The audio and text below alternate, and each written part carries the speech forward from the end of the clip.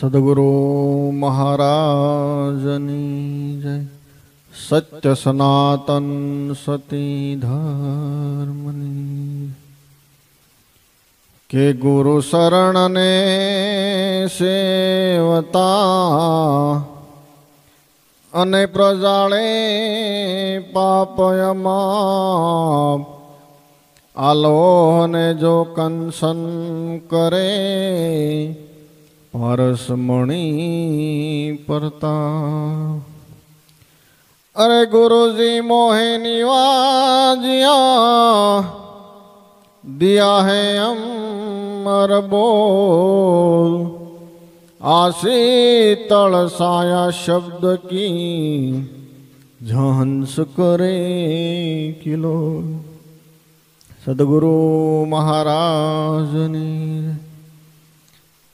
प्रथम पहला सद्गुरु श्री कल्याण महाराजना दरेक संतो भक्तों ने गुरु पूर्णिमा निमित्ते जय गुरु महाराज कीधा से अने महाराजनो एक संदेशो से कि दरेकना घटोघट में सद्गुरु महाराज पोतानी हारी ज छे अने एनो आनंद आपणे सदायने माटे आज नहीं पण अनेरो आनंद कायमने माटे संतो महापुरुषों कीधुं से कि आजनो जे रंग से आजनो जे आनंद से ये नत नवलो रंग सदायने माटे आपने पोताने सड़तो रहे अने एनी खुमारी जो आपड़ा नसे नस में सड़ती रहे एवी सद्गुरु महाराज ने આપણે એક પ્રાર્થના કરવી। સંતો મહાપુરુષોએ ગુરુ મહિમાની ગાથા વર્ણન કરવા માટે જાય છે તો સંતો કીધું કે ભાઈ આ શબ્દ બોલી શકાતો નથી। એનું કારણ છે કે ગુરુ મહિમા લખ્યો જાતો નથી અને બોલવા જાવ તો બોલાતો પણ નથી। ગુરુ મહિમાનું વર્ણન કરવું હોય तो वर्णन पण करी शकातो नहीं। એટલે એક સંતે કીધું ને કે સાત સમુદ્રની શાહી બનાવું આ જેટલા વનસે વનની વનની કલમ બનાવું અને પૃથ્વી જોડો જો કાગજ કરું તો પણ ગુરુ મહિમા લખ્યો જાય નહીં। આ લખી શકાયું નથી, એનું વર્ણન કરી શકાયું નથી, પણ એને આપણે માણવાનો હશે। અને જો માણવી તો એનો આનંદ આપણે અનેરો થતો હોય છે। तो दरेक संतो महापुरुषों गुरु की गाथा गाई छे। अने गई काले राते में एक मेसेज लख्यो तो कि पूर्ण गुरु थी पूर्ण सत्य तरफ पामवानो एक रस्तो छे। अने सद्गुरु जरा पूर्ण मळे छे त्यारे पूर्ण तत्व ने पोते पामी शकाय छे अने पाम्या पछी पोताना निज स्वरूप में पोते समाई जाय छे। तेवा सद्गुरु महाराज मळवाथी आपणे आपणा स्वरूपनी अंदर रही अने आठे पोर पोताने आपणे आनंद करवानो छे। तो गुरुनी व्याख्यामां गावा जावी तो त्रण शब्दनी घणी वखत वात करी छे। गुरु सद्गुरु अने सतगुरु आ त्रणेय शब्दोमां फेर छे। गुरु आ जगतमां अनेक छे। गुरु दत्तात्रेय 24 गुरु कर्या, दासी जीवने 70 गुरु कर्या। तो दरेक वस्तु थी दरेक घाट थी नोखो नाखा सान मांथी एने गुरु धारण कर्या छे। आ गुरु अनेक छे अने संतो महापुरुषे कीधुं के 6 गुरु तो बधानी माथे रहेला छे, पण भाग्य 7मा सद्गुरु भाग्य मळता होय छे। तो आवा सद्गुरु महाराज आपने मळ्या ई क्यांथी मळ्या तो घाट थी आपने आनो ज्ञान मळ्युं। तारी सद्गुरुनो घाट आपने मळ्यो। ये सद्गुरु नो घाट से ये घाट थे कि आपने ज्ञान मळ्युं छे अने ज्ञान पछी कयुं मळ्युं तो कि सतरूपी ज्ञान मळ्युं छे। ये सतगुरु छे। ये सत कोण गुरु छे तो कि बधानो गुरु जे छे ने एक छे, कोई जुदो नथी। गुरु तत्व जे एक छे अने सत छे। अने एटले संतो महापुरुषो पण आगळ वधीने वात करी के निजनो गुरु कोण छे कि पूछो परा पंडित ने कि निजनो गुरु कोण छे। निज कहता पोते। आ पोतानो गुरु कोण छे तो पोतानो गुरु कोण छे पोते ज छे। तो आवा संतो महापुरुषनो एक गुरु शरण सेवता पोतानो बेड़ो पार थी जाय छे। पण नक्की वात करी थी संतोए કે ધણી એક ધાર્યો હોય ને તો થાય. ધણી જ એક ધાર્યો હોય, એક નક્કીપણું જો થઈ ગયું હોય તો થાય. પણ આપણે પાણી પીવું છે, એક કૂવાનો ખાડો ખોદ્યો છે, 10-20 ફૂટ ખોદ્યો અને એ પડ્યો મેક્યો, બીજો ખોદ્યો, એ પડ્યો મેક્યો, ત્રીજો ખોદ્યો, તો પાણી મળે ખરું? પણ એકને જો પકડી લીધો ને એકને ખોદ્યા રાખ્યો હોય ને તો પાણી મળે. એમ સંતો મહાપુરુષે કીધું, એક જો નક્કી ધણી ધારી લીધો હોય તો જે સતરૂપી પાણી પીવું છે એ આપણે મળી શકે. પણ નક્કી થતું નથી, અને કારણે આપણા નોખો નોખા ઘાટના આપણા ભટકાર ઊભા છે. એક ભરવાડભાઈ હતા, તેજાભાઈ કા ભોળા, અને ભોળા ભરવાડ જ કહેવાય, બીજા કોઈ ન કહેવાય. હે, એ કાયમ પોતાના બકરા સારવા જાય છે. જોજો, આમાંથી આપણે બહુ સરસ એક સમજવા રેખી વસ્તુ છે. બે વસ્તુ છે. એ બકરા સારવા જાય છે. એક દિવસ એ સારતા સારતા એક બકરું પોતાનું વિખૂટું પડી ગયું અને અંધારું થઈ ગયું. આ ભરવાડભાઈ પોતાના ઘરે બકરા લઈને વયા જાય છે. આ બકરું એકલું રહી ગયો, જાય ક્યાં? એટલે એક બકરું પોતે શાંતિથી બેહી ગયું. મધરાતે એવા જંગલી પ્રાણીઓ આવતા હતા. એ બકરી પાસે જાય છે કે આ ગાઢ જંગલમાં તને બીક નથી લાગતી? તો બકરી કે મને બીક શામાં લાગે કે હું કોના પંજા ઉપર બેઠી છું. એમ પંજો કોનો હતો? કે સિંહનો પંજો હતો, અને એની પર બેઠી હતી કે મને બીક લાગે ને હું કોના પંજા પર બેઠી છે. એમ દરેક પ્રાણી એવા જંગલી આવે ને એને દરેકને એવો જવાબ આપે. અને એમાં પોતે સિંહ જ પોતે આવી છેડ્યો અને સિંહે વિચાર કર્યો કે આ જંગલમાં બકરી અને બિંદાસ નિર્ભયપણે કેમ બેઠી છે.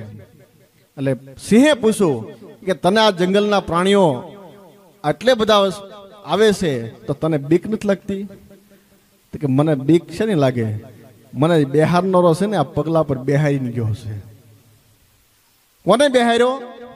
કે મને સિંહે બેહારીને ગયો છે કે તું આ પગલા પર બેહી જા તો તને કોઈની બીક નહીં રહે. એમ મને તમને સદગુરુ મારે જે બેહારી દીધા છે એ નિર્ભય પદ આપી દીધું છે કે ત્યાં કોઈ બીક રેખે કોઈ જાત રહેતી નથી. પછી સિંહે કીધું કે ભાઈ આટલી બધી જો આને ઓલી લગ્ની હોય અને પોતાના વખાણ કરે વધારે મજા આવે ને. એટલે સિંહે હાથીને બોલાવ્યો. હાથીને કીધું કે આને સારા સારા જંગલમાં જ્યાં જવું હોય એને માથે બેસાડી અને તારે કાયમ સારો સરવા માટે લઈ જવાની. આ કાયમ લઈ જાય છે. પણ એક દિવસ પછી ઘટના એવી બની, માથે બેઠી ધીમે કરતા પછી એને ઊંટ માથે બેહારી કે ઊંચે ઊંચા વેલા ખાવો હોય તો ઊંટ માથે બેસીને ખાઈ શકે. એટલે ઊંટ કોણ છે? એક મન. એ બકરી એની માથે બેસી ગઈ. અને એક દિવસે બકરી કીધું મારે આ નદીના હામા કાંઠે જવું છે. ત્યારે ઊંટે કીધું કે મને સિંહે ના પડીશ તારે અહીંથી કે જવા રેખવું નથી. સત્તા માની નહીં અને કૂદકો મારી અને હામા કાંઠે વહી ગઈ. હવે હામા કાંઠે જાય છે તો પછી તો ત્યાં કોઈ એનો સહારો કોઈ હતો નહીં. આ બાજુ પાછા ભરવાડભાઈ પોતે આવે છે અને બકરાને ભેગી ભળી જાય છે. દરેક ભરવાડ છે પોતે ઘરે જાય ને ત્યાં પોતાના બકરા ગણીને જાય, કેટલા છે કેટલા નહીં. એને ગણ્યા તો એક બકરું વધ્યું. એટલે એને પાછું નોખું કાઢી લીધું અને પાછું જંગલમાં રહી ગયું અને એને આ પ્રાણીઓ એનો જીવ લઈ લીધો. એટલે એક વસ્તુ આપણે નક્કી કરવા રાખી છે કે જેના પંજા પર બેઠા છે ને એ પંજો પૂરેપૂરો નિભાવવો, એ તોડવો નહીં. અને જો તોડ્યા તો શું એની ઓલી થાય છે ને એ તો હજી આપણે એનો અહેસાસ નથી કર્યો. તો સદગુરુ મહારાજ કીધું છે ને કે ખાવાનો અન્નનો ટુકડો પણ ન રહ્યો. આ વસ્તુ છે. જે કઈ મેળો છે, જે સંતો મહાપુરુષો છે એનું ભેગું રહેવું, વિખૂટું ન પડવું, આ સંતોની ગાથા છે. અને એટલે સંતો મહાપુરુષોએ ભક્તિની ગાથા ગાતા કીધું ભક્તિ એક રેણી છે અને રેણી થકી જ રામ રીઝે છે. તો સદગુરુ સંત મહાપુરુષે બે ભક્તિની ગાથા આપણે ગાય છે. એક ભક્તિ સગુણ ભક્તિ છે, બીજી કઈ છે તો કે નિર્ગુણ ભક્તિ છે. સગુણ ભક્તિ આખું જગત કરે છે અને નિર્ગુણ ભક્તિ સદગુરુ મહારાજના થકી આપને મળી છે. એ એક નામ છે, કેવલ જે શબ્દ આપ્યો શબ્દની ભક્તિ કરવા થકી આ વસ્તુ મળે છે. તો આગળ એની વાતા થોડુંક આગળ વધવી તો કીધું કે હું સગુણ ભક્તિ કરું છું, કોઈ કીધું હું નિર્ગુણ ભક્તિ કરું છું. તો કીધું કે સગુણ કહું તો નિર્ગુણ કહાવે, નિર્ગુણ કહું તો સગુણ કહાવે. તો ભક્તિ કઈ કરું છું? એક છે તો બે છે, અને બે છે ને તો એક છે. તો એક કેવો કોને? તો બે છે તારે એક છે, તો એક છે તારે બે છે. તો હું સગુણ ભક્તિ કરું છું કે નિર્ગુણ ભક્તિ કરું છું? તો મને તમને સદગુરુ મારે એ ભક્તિ આપી છે કે નવદા ભક્તિમાં નહીં નીવડો. આ 10મી ભક્તિની છે વાતો. અને 10મી ભક્તિ કઈ છે? તો કે પરાભક્તિ. આ પરાનું જ્ઞાન આપ્યું છે. પરાભક્તિ કઈ છે? તો કીધું કે 4 પ્રકારની વાણી છે. પરા, પસંતી, મધ્યમાં અને વેખરી. આ 4 વાણી છે, પણ વાણીથી રહિત પૂજ્ય છે. એટલે સદગુરુ મહારાજ કીધું કે આ બોલનારો બોલે છે ક્યાંથી બોલે છે? અંદરથી બોલાય છે કે બહારથી? તો આપણે કેવી છે કે ભાઈ આ જગતની જ્યારે વસ્તુ આવે છે તારે બોલાય છે. તો શું વસ્તુ થકી બોલાય છે? એનું કારણ છે કે વસ્તુ હતી તારે બોલાણું. વસ્તુ સત્ય છે. હામું હતું તો બોલાતું નહોતું, એ વસ્તુ સત્ય છે. આદિ મધ્ય અંતે જે બોલે છે હામી વસ્તુ છે ને, આથી બોલનારો છે ને વશમાં મધ્યમાં છે. અને એટલે સંતો કીધું મધ્યમાં એનો ઘાટ ઘડાય. તો બોલનારી વસ્તુ ક્યાં છે? પરાની પાર છે અને 52ની બહાર. આ બધી વસ્તુ આપણે સમજીએ છીએ, પણ આપણે પૂરેપૂરું સમજાતું નથી, એટલે વાત કરવી પડે છે. પરાની પાર ક્યારે? કે જે બાપ પોતાની પરાવાણી નાભીમાં વાણી હોવા છતાં જ્યારે આપણેથી બોલાણું નહીં તો એ વાણી કઈ થઈ? પરાવાણી આવી તો બોલી શકાતું નહીં. તો જે બોલાય છે એ પરાની બહાર છે. અને 52 તત્વોના દેહ છે એ 52ની બહાર છે. તો ત્યાં કઈ વાણી લાગી? તો વાણીને કઈ કામ તો લાગતી નથી. તો કઈ વાણી બોલે છે? તો કે કીધું નિર્વાણી. જે વસ્તુ બોલાઈ રહી છે એ વાણી રહિત છે. હકીકતનો નિજ અનુભવ એ કરવાનો છે કે સદગુરુ મહારાજ આપણે શાન કરીને કીધું છે કે આ વસ્તુ જ્યારે સામે આવે છે ત્યારે બોલાય છે, પણ ત્યાં હોવા છતાં બોલાતું નથી ને, એ વસ્તુ સત્ય છે.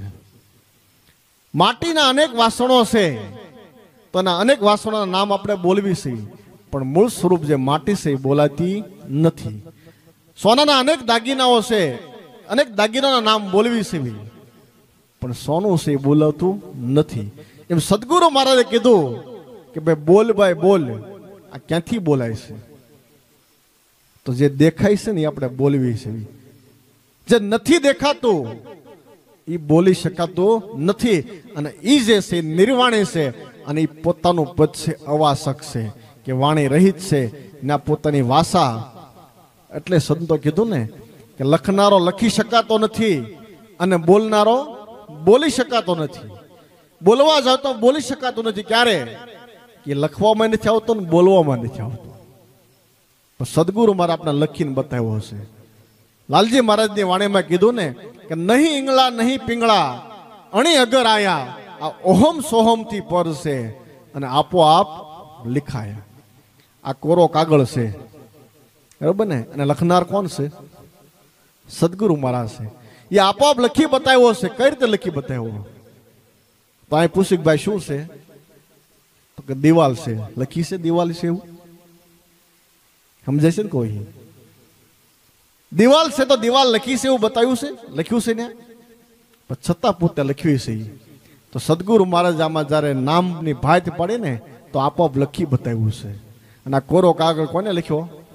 સદગુરુ મહારાજ લખી બતાવ્યો છે. આ વસ્તુની ઘરની વાત સદગુરુ મહારાજ આપણે સમજાવી છે.